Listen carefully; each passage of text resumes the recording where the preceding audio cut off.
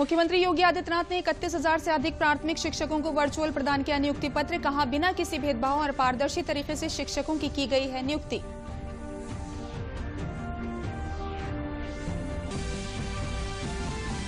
श्री कृष्ण जन्मभूमि की जमीन पर मालिकाना हक के लिए श्री कृष्ण विराजमान की ओर से दायर की गई अपील जिला जज ने की स्वीकार। 13.37 एकड़ जमीन को लेकर है विवाद। अगली सुनवाई 18 नवंबर को। प्रदेश की 8 विधानसभा सीटों के लिए हो रहे उपचुनाव के नामांकन का आज था आखिरी दिन। कई सीटों पर होगा रोचक मुकाबला। कोविड-19 के कारण नए तरीके की रहेगी चुनावी व्यवस्था।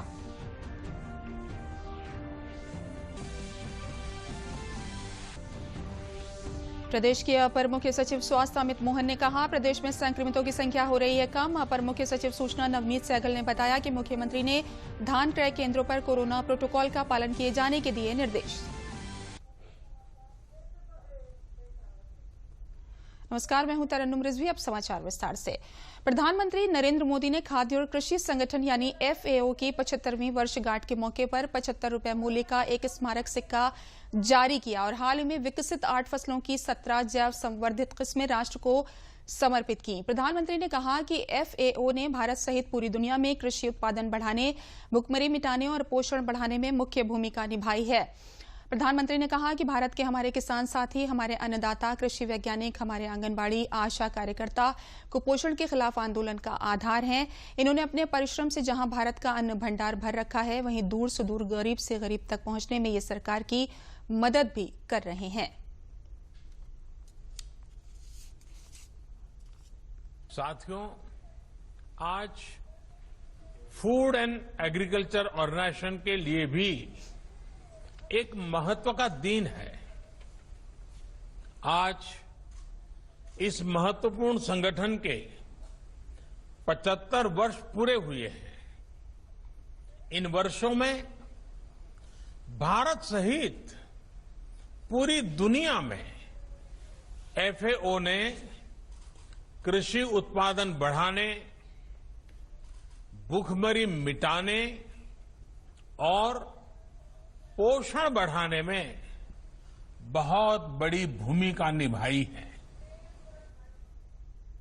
भारत के हमारे किसान साथी, हमारे अन्नदाता, हमारे कृषि वैज्ञानिक, हमारे आंगनवाड़ी और आशा कार्यकर्ता कुपोषण के खिलाफ आंदोलन का एक बहुत बड़ा हमारा मजबूत किला है, मजबूत आधार है।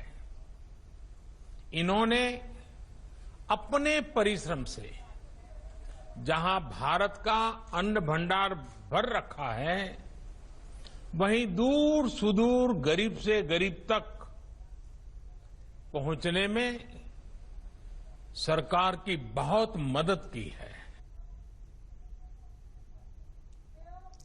प्रधानमंत्री ने कहा कि किसानों को लागत का 1.5 गुना मिले, इसके लिए कोशिशें की गई हैं। साथ ही पीएम ने कहा कि MSP और सरकारी खरीद देश की फूड सिक्योरिटी का अहम हिस्सा है। APMC कानून में जो संशोधन किया गया है, उनका लक्ष्य इन APMC को अधिक कॉम्पिटिटिव बनाने का है। किसानों को लागत का 1.5 गुना दाम MSP के रूप में मिले, इसके लिए भी अनेक कदम उठाए गए हैं। साथियों, MSP और सरकारी खरीद देश की फूड सिक्योरिटी का अहम हिस्सा है। प्रधानमंत्री ने कहा कि कोरोना के कारण जहां पूरी दुनिया संघर्ष कर रही है, वहीं भारत के किसानों ने इस बार पिछले साल के प्रोडक्शन के रिकॉर्ड को भी तोड़ दिया है। वहीं सरकार ने गेहूं, धान और दालों की सभी प्रकार के खाद्यान्न की खरीद के अपने पुराने रिकॉर्ड भी तोड़ दिए हैं। कोरोना के कारण जहां पूरी दुनिया संघर्ष कर रही है, वहीं भारत के किसानों ने इस बार पिछले साल के प्रोडक्शन के रिकॉर्ड को भी तोड़ दिया। क्या आप जानते हैं कि सरकार ने गेहूं, धान और दालें सभी प्रकार के खाद्यान्न की खरीद के अपने सारे पुराने रिकॉर्ड तोड़ दिए हैं। क्या आपको ये पता है कि पिछले साल के 6 महीने की इसी अवधि की तुलना में एसेंशियल एग्रीकल्चरल कमोडिटीज के एक्सपोर्ट में 40% से ज्यादा की बढ़ोतरी हुई है। प्रधानमंत्री ने कृषि संबंधित तीनों विधेयकों पर कहा कि जब किसान किसी एजेंसी से समझौता करेगा तो बुआई से पहले उपज की कीमत तय हो जाएगी। जब किसान किसी प्राइवेट एजेंसी या उद्योग से समझौता करेगा तो बुआई से पहले ही उपज की कीमत भी तय हो जाएगी। इसके लिए बीज, फर्टिलाइजर, मशीनरी सब कुछ समझौता करने वाली संस्था ही देगी। एक और महत्वपूर्ण बात, अगर किसान किसी कारण से समझौता तोड़ना चाहता है तो उसको कोई जुर्माना नहीं देना होगा, लेकिन अगर किसान से समझौता करने वाली संस्था समझौता तोड़ती है तो उसे जुर्माना भरना पड़ेगा। और हमें ये भी ध्यान रखना है कि समझौता सिर्फ उपज पर होगा। उत्तर प्रदेश सरकार ने आज 31,000 से अधिक शिक्षकों को नियुक्ति पत्र प्रदान किए हैं। इससे पहले भी 55,000 शिक्षकों की नियुक्ति योगी सरकार कर चुकी है। 69,000 शिक्षकों को नियुक्ति पत्र दिए जाने थे, लेकिन न्यायालय में मामला लंबित होने के कारण कुछ शिक्षकों को नियुक्ति पत्र नहीं दिए जा सके। मुख्यमंत्री योगी आदित्यनाथ ने इस अवसर पर 5 शिक्षकों को लखनऊ में अपने आवास पर नियुक्ति पत्र प्रदान किए। वहीं जिलों में सांसद, विधायक और मंत्रियों ने नवनियुक्त शिक्षकों को नियुक्ति पत्र प्रदान किए। मुख्यमंत्री ने कई जिलों के नवनियुक्त शिक्षकों से वीडियो कॉन्फ्रेंसिंग के जरिए बात की और उन्हें शिक्षा मंदिरों को बेहतर करने की जिम्मेदारी दी। मुख्यमंत्री ने कहा कि कुछ लोग नहीं चाहते थे कि प्रदेश की शिक्षा बेहतर हो, इसलिए उन्होंने इन नियुक्तियों को लटकाने का प्रयास किया, लेकिन सरकार द्वारा पारदर्शी तरीका अपनाए जाने के कारण न्यायालय ने नियुक्तियां किए जाने के निर्देश दिए हैं।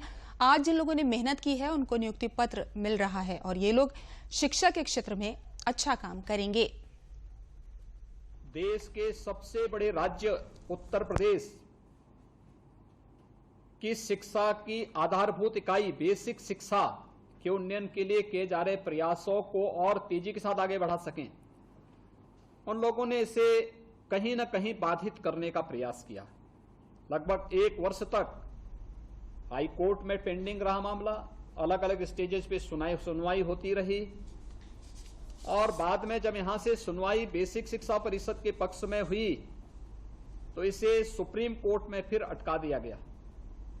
हम लोग प्रयास कर रहे हैं, बीबी हमारी पूरी पैरवी चल रही है, लेकिन पहले चरण में 31,277 शिक्षकों को ये नियुक्ति पत्र आज प्रदान किया जा रहा है। ये अपने आप में एक उपलब्धि है, पूरी शुचितापूर्ण तरीके से, पूरी पारदर्शी तरीके से। न इसमें कोई जातिवाद है, न कोई भाई भतीजावाद है, न इसमें कोई क्षेत्रवाद है, न कोई इसमें भ्रष्टाचार है, बल्कि योग्यता के अनुरूप प्रत्येक नौजवान को उसका नियुक्ति पत्र यहां पे प्रदान किया जा रहा है जिसका वह हकदार था और जो उसे सम्मान प्राप्त होना चाहिए था। आज जब ये प्राप्त हो रहा है, शारदीय नवरात्रि के 1 दिन पहले ये खुशी बेसिक शिक्षा विभाग आपके जीवन में ला रही है। मैं इसके लिए हृदय से बधाई देता हूं आप सबको। प्रदेश में डिजिटाइजेशन के माध्यम से पारदर्शी प्रक्रिया अपनाई गई। परिषदीय स्कूलों में 50 लाख से अधिक छात्रों का नामांकन 3 साल में बढ़ा है। अच्छी 2 जोड़ी यूनिफॉर्म के साथ जूते और मोजे छात्रों को दिए गए। 1,59,000 विद्यालयों का कायाकल्प योजना के तहत अब स्थापना सुविधाओं के लिए काम किया गया था, जिनमें 50,000 विद्यालय पूर्ण हो चुके हैं। शिक्षकों और छात्रों की जानकारी पोर्टल पर उपलब्ध है। ऑनलाइन शिक्षा के लिए बेसिक शिक्षा ने कोविड के दौरान अच्छा काम किया है। तो सबसे पहली प्राथमिकता मानक के अनुरूप शिक्षकों की तैनाती और योग्य शिक्षकों की तैनाती। देखिए, जो ये शिक्षक हमारे आ रहे हैं ये सभी पढ़े लिखे नौजवान हैं, इनके पास अनुभव है, इन्हें टेक्नोलॉजी से परहेज नहीं है, इन्हें हर प्रकार से शासन की व्यवस्था के साथ जुड़ने में अपने आप को ये लोग गौरवान्वित महसूस करने वाले हमारे नौजवान हैं।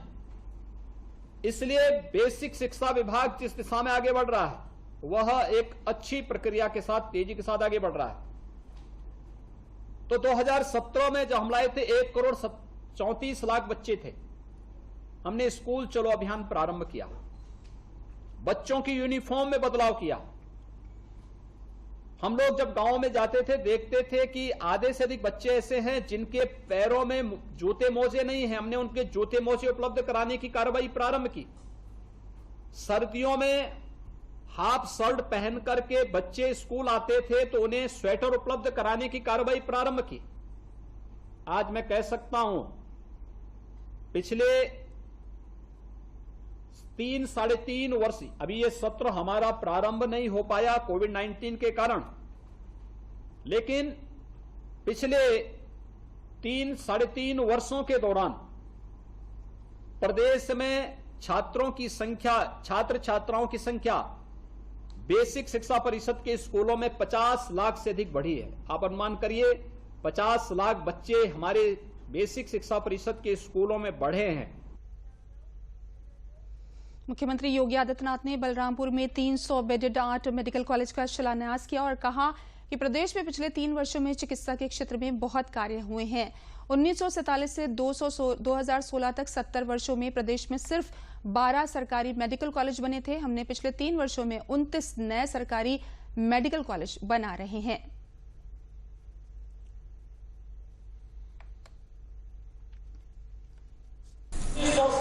से लेकर के 2016 तक 70 वर्षों में प्रदेश में मात्र 12 गवर्नमेंट मेडिकल कॉलेज बने थे और पिछले 3-3.5 वर्षों के अंदर प्रदेश के अंदर हम लोग केवल यानी जो 70 वर्षों में 12 मेडिकल कॉलेज बने थे, हमने 3 वर्ष में 29 नए गवर्नमेंट मेडिकल कॉलेज हम वर्तमान में बना रहे हैं और 2 एम्स, एक गोरखपुर में, एक रायबरेली में वर्तमान में कार्य अंतिम चरणों में चल रहा है।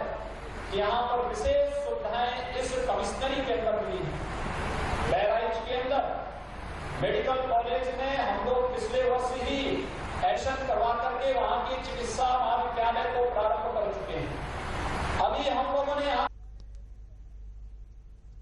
आज का पाठ है साफ सफाई रखना, दिमागी बुखार से बचना। तुम साफ सफाई हो भरपूर, सुअर बाड़े घर से दूर। नंबर 2, मच्छर चूहे और छछूंदर आने ना दो घर के अंदर। रोल नंबर 4, शौच करने या कराने के बाद साबुन पानी से धोना हाथ। बिल्कुल ठीक। दिमागी बुखार जानलेवा है, ये ज्यादातर गंदगी से फैलता है। गांव और घर में साफ सफाई रखकर इससे बचा जा सकता है। कोई जांच कराने की जरूरत नहीं, कुछ नहीं होगा, कुछ नहीं। बहू जांच करा ले। प्रसव के पहले माँ की कम से कम 4 बार जांच अवश्य कराएं। ये सेवाएं बिल्कुल मुफ्त हैं। चांस क्यों लेना है, चांस क्यों लेना। मैंने छत की भी मरम्मत करवा दी, आखिर चांस क्यों लेना। अगर हर कोई रखता है मेरा इतना ख्याल, तो मैं क्यों न रखूं अपना ध्यान। इसीलिए 9 तारीख को सरकारी अस्पताल जाती हूँ, जहाँ अब सरकारी के संग प्राइवेट डॉक्टर भी आते हैं। प्रधानमंत्री सुरक्षित मातृत्व अभियान के तहत हर महीने की 9 तारीख को सभी सरकारी अस्पतालों में गर्भवती महिलाओं की विशेष सेहत जांच मुफ्त की जाती है, ताकि अगर खतरे के लक्षण हो तो उनका सही समय पर इलाज कर सके। 9 तारीख को मेरा ख्याल सबसे पहले।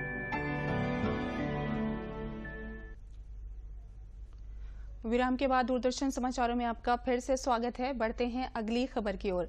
मथुरा श्री कृष्ण जन्मभूमि की जमीन पर मालिकाना हक के लिए श्री कृष्ण विराजमान की ओर से जिला जज की अदालत में अपील की गई थी। शुक्रवार दोपहर को अदालत ने अपील को स्वीकार कर लिया। इस मामले में अगली सुनवाई 18 नवंबर 2020 को होगी। बता दें कि भगवान श्री कृष्ण विराजमान की ओर से 13.37 एकड़ जमीन के मालिकाना हक के लिए विगत सोमवार 13 अक्टूबर को जिला जज मथुरा की अदालत में अपील की गई थी। जिला जज ने दावे को दाखिल करने संबंधी मामले में निर्णय को सुरक्षित कर लिया था और शुक्रवार को इस संबंध में निर्णय देने के लिए तारीख दी थी। विगत सोमवार को भगवान श्री कृष्ण विराजमान की वादी रंजना अग्निहोत्री आदि के अधिवक्ताओं ने न्यायालय के समक्ष अपना पक्ष रखा था। करीब 2 घंटे तक सुनवाई के बाद न्यायालय ने अगली तारीख दी थी। हमारी अपील दायर थी और माननीय डिस्ट्रिक्ट जज महोदया के यहाँ अपील सुनवाई के लिए लगी थी और आधे घंटे से अधिक समय हुआ जिसमें बहस हुई और माननीय डिस्ट्रिक्ट जज महोदया ने जितने विपक्षी थे उनको नोटिस इशू कर दिया है। अपील एडमिट हो गई है और पूर्व में इसमें लोअर कोर्ट का रिकॉर्ड मंगाया गया था जिसमें हमारी तरफ से आर्ग्यूमेंट श्री हरिशंकर जैन और विष्णु जैन कर रहे थे। हमें आशा ही नहीं विश्वास है कि अब न्याय की जीत होगी।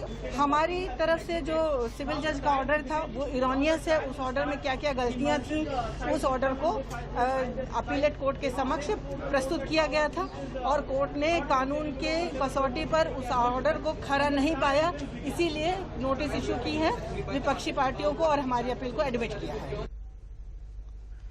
प्रदेश के अपर मुख्य सचिव सूचना नवनीत सहगल ने बताया कि मुख्यमंत्री ने कहा कि धान क्रय केंद्रों को पूरी क्षमता से संचालित किया जाए। इन केंद्रों में सोशल डिस्टेंसिंग का कड़ाई से अनुपालन सुनिश्चित किया जाए। किसानों को पराली न जलाने के लिए प्रेरित किया जाए और पराली जलाने से होने वाले प्रदूषण के विषय में भी जानकारी दी जाए। उन्हें ये बताया जाए कि पराली जलाने से एक ओर प्रदूषण फैलता है, वहीं दूसरी ओर जमीन की उर्वरा शक्ति में भी कमी आती है। उन्होंने कहा कि पराली का प्रयोग कंपोस्ट खाद बनाने में किया जा सकता है। इससे पराली जलाने के कारण उत्पन्न होने वाले वायु प्रदूषण को रोका जा सकता है और किसानों को अपने खेतों के लिए कंपोस्ट खाद भी उपलब्ध हो सकेगी। वर्तमान में प्रदेश सरकार किसानों से धान क्रय के कार्य की लगातार समीक्षा कर रही है। लगभग 4000 धान के क्रय केंद्र स्थापित हैं और अभी तक 56,170 मीट्रिक टन धान खरीदा जा चुका है, जबकि पिछले वर्ष इसी अवधि में 2301 मीट्रिक टन धान खरीदा गया था। पर प्रदेश सरकार ये भी प्रयास कर रही है कि किसानों को प्रेरित किया जाए कि वो पराली न जलाएं। पराली जलाने से प्रदूषण की समस्या रही है, पराली न जलाएं और उनको प्रत्येक स्तर से इस कार्य के लिए प्रेरित किया जा रहा है।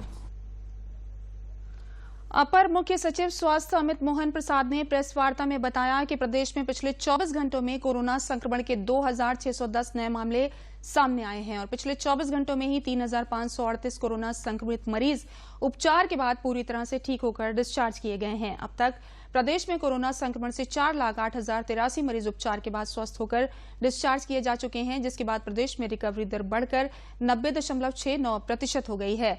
प्रदेश में कोविड-19 के एक्टिव केसेस की संख्या गिरकर अब 35,263 रह गई है। उन्होंने बताया कि प्रदेश में अब तक कोरोना संक्रमित मरीजों में से 6,589 मरीजों की मृत्यु हो चुकी है। विगत 24 घंटों में संक्रमण के 2,610 नए मामले सामने आए हैं। इसी अवधि में जो लोग उपचारित होकर डिस्चार्ज किए गए हैं उनकी संख्या 3,538 है, अर्थात जितने लोग संक्रमित हुए उससे ज़्यादा लोग कल भी डिस्चार्ज किए गए। एक्टिव केसेस की संख्या गिर करके अब 35,263 रह गई है। इस स्तर पर पिछली बार हम 31 जुलाई को थे। एक्टिव इन्फेक्शन के केसेस इस तरह के हमारे इस स्तर पर 31 जुलाई को था। उसके बाद से ये बढ़ता गया, अगस्त में सितंबर तक बढ़ा और 17 सितंबर के बाद से ये हमारा इन्फेक्शन गिरना शुरू हुआ है। आज हम फिर से 35,263 के स्तर पर हैं। अब तक कुल मिलाकर के संक्रमण के पश्चात 4,08,083 लोग उपचारित होकर डिस्चार्ज किए जा चुके हैं और रिकवरी का प्रतिशत अब प्रदेश में बढ़ करके 90.69% हो गया है।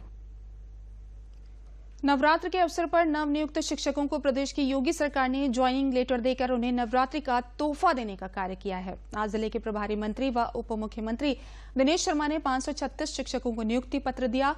उन्होंने कहा कि सरकार ने साफ कर दिया कि योग्य उम्मीदवारों को बिना किसी सिफारिश के सरकार में रोजगार मिलने से कोई नहीं रोक सकता। उप मुख्यमंत्री ने मीडिया से बात करते हुए कहा कि भले ही हमारी सरकार पर विरोधी कितने भी आरोप लगाते आए हों, लेकिन सरकार ने बच्चों के भविष्य को ध्यान में रखते हुए सही फैसला लिया है।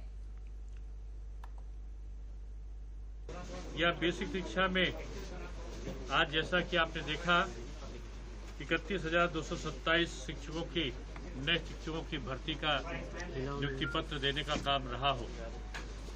सरकार ने बड़ी निष्पक्षता के साथ पूरे प्रदेश में काम किया है और मुझे बताते हुए खुशी हो रही है कि अभी तक 3 लाख से ऊपर भर्तियां हो चुकी थी, आज की 31,227 को छोड़ के।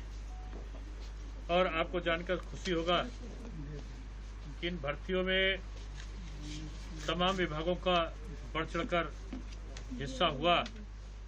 चिकित्सा विभाग में 8,556, राष्ट्रीय स्वास्थ्य मिशन में 28,622, अधीनस्थ चयन सेवा आयोग में 16,708, बेसिक शिक्षा में इसके पहले 54,706 की नियुक्ति हो चुकी थी और आज 31,227 की नियुक्ति और हुई। पुलिस विभाग में 1,37,253,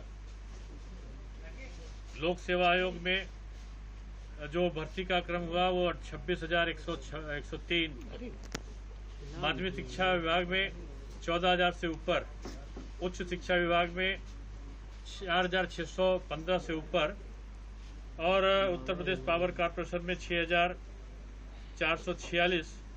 अगर कुल देखें तो 3,526 से ऊपर नियुक्तियां उत्तर प्रदेश सरकार के द्वारा पहले हो चुकी थी। जब ये वैकेंसी आई थी और सर ने बोला था कि हमें जल्दी से जल्दी नियुक्ति पत्र मिल जाएगा, तो हम लोग ने बहुत कड़ी मेहनत से पेपर दिया और लगा था कि मिल जाए, तुरंत मिलने वाला है। बट 2 साल का समय बीत गया, थोड़ा सा निराशा भी हुई थी, पर फिर ये भी लगा था कि नहीं, योगी सर हैं तो वो ज़रूर हम लोग को नियुक्ति पत्र देंगे और आज नियुक्ति पत्र पाके बहुत अच्छा लग रहा है। जी, योगी जी पर पूरा भरोसा था कि सर हम लोग के साथ अन्याय नहीं होने देंगे और हम लोग को जल्दी से जल्दी ज्वाइनिंग लेटर मिल जाएगा। जैसा कि देखा जाए तो हम लोग को 2 वर्षों के उपरांत आज नियुक्ति पत्र मिला है माननीय उप मुख्यमंत्री दिनेश शर्मा जी के हाथों से और हम लोग को बहुत ही खुशी है इस बात की। और लगभग देखा जाए तो 2 वर्षों के उपरांत आज ऐसा दिन आया है जिसमें मतलब कह लीजिए कि एक तरीके से हम लोगों को एक त्यौहार की भांति आज हम लोग को देखा गया है, मिला है, लगता है और लग रहा है जैसे कि आज हम लोग की दिवाली आज ही हो गई है। बदायूं में आज प्रदेश के पशुधन, मत्स्य एवं दुग्ध विकास मंत्री लक्ष्मी नारायण चौधरी ने कलेक्ट्रेट प्रांगण में आयोजित प्राइमरी शिक्षक नियुक्ति पत्र समारोह कार्यक्रम में शिरकत करते हुए 211 नव नियुक्त शिक्षकों को नियुक्ति पत्र वितरित किए। साथ ही उन्होंने दातागंज के सैजनी में 220 केवीए उपकेंद्र का भूमि पूजन कर ग्राम रोहरी में गौवंश आश्रम स्थल का निरीक्षण किया। पत्रकारों से बात करते हुए कैबिनेट मंत्री ने कहा कि प्रदेश में शिक्षकों की कमी थी जो अब पूरी हो जाएगी और जो शिक्षक अभी नियुक्ति पत्र पाने से रह गए हैं उनको जल्द ही कोर्ट के आदेश के उपरांत नियुक्ति पत्र प्रदान किए जाएंगे।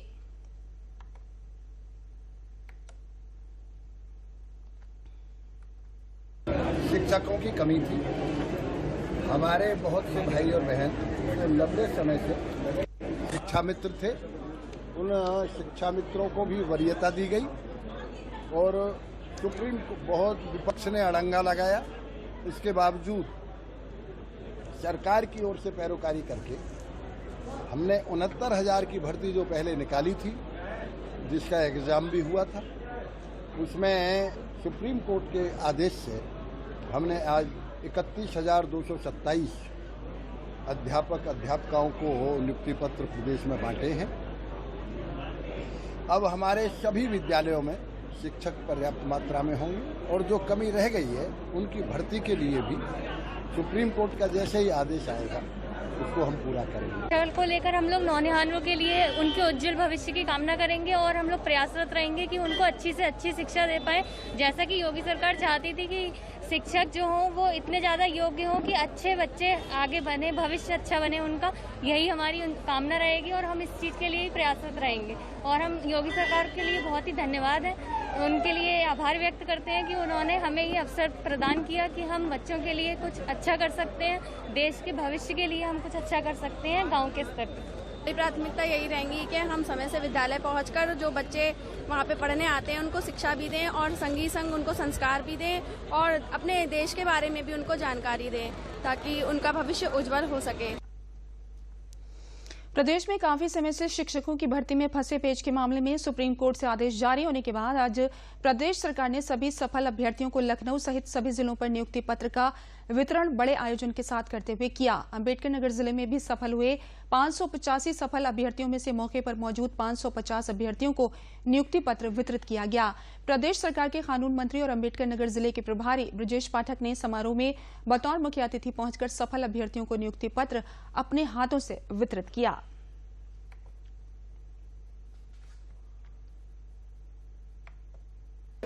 जो परिषदीय विद्यालयों में शिक्षकों की नियुक्ति का मामला था, कई वर्षों से लंबित चल रहा था। आदरणीय मुख्यमंत्री जी ने, हमारी सरकार ने बहुत कठिन प्रयास करके सभी न्यायालयों में इसको ठीक से हमारे शिक्षकों के पक्ष में पैरवी करके आज वो सुखद दिन आया कि हम अपने अंबेडकर नगर जनपद के 585 नए शिक्षकों को चयन की प्रक्रिया से पूर्ण होकर के आज हम नियुक्ति पत्र देने आए थे, जिसमें आज उपस्थित 550 हैं और पूरे प्रदेश में 31,277 शिक्षकों को नियुक्ति पत्र दिए जा रहे हैं। सीतापुर के एक दिवसीय दौरे पर आई प्रदेश की मंत्री और जनपद की प्रभारी मंत्री स्वाति सिंह एनआईसी कक्ष में आयोजित वीडियो कॉन्फ्रेंसिंग के दौरान बेसिक शिक्षा विभाग में नवनियुक्त अध्यापकों की नियुक्ति पत्र समारोह में शामिल हुई। समारोह के दौरान उन्होंने 5 नवनियुक्त शिक्षकों प्रतिभा अवस्थी, आशुतोष कुमार वर्मा, अंशुल भार्गव, मोहम्मद नसीम एवं मनीषा को नियुक्ति पत्र वितरित किया। इस अवसर पर मंत्री ने सभी नवनियुक्त शिक्षकों को शुभकामनाएं देते हुए उन्हें पूर्ण मनोयोग से शिक्षण कार्य करने के लिए प्रेरित किया।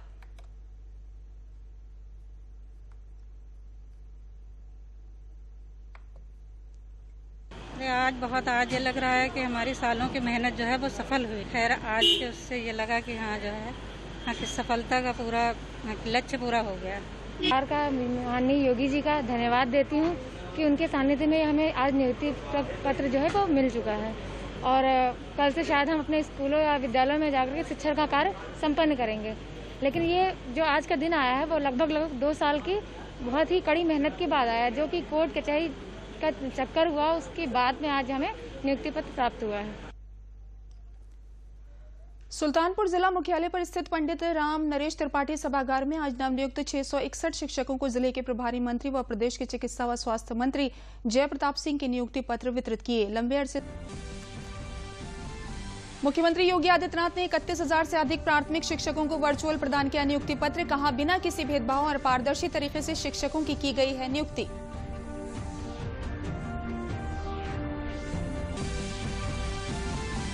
श्री कृष्ण जन्मभूमि की जमीन पर मालिकाना हक के लिए श्री कृष्ण विराजमान की ओर से दायर की गई अपील जिला जज ने की स्वीकार। 13.37 एकड़ जमीन को लेकर है विवाद। अगली सुनवाई 18 नवंबर को। प्रदेश की 8 विधानसभा सीटों के लिए हो रहे उपचुनाव के नामांकन का आज था आखिरी दिन। कई सीटों पर होगा रोचक मुकाबला। कोविड-19 के कारण नए तरीके की रहेगी चुनावी व्यवस्था।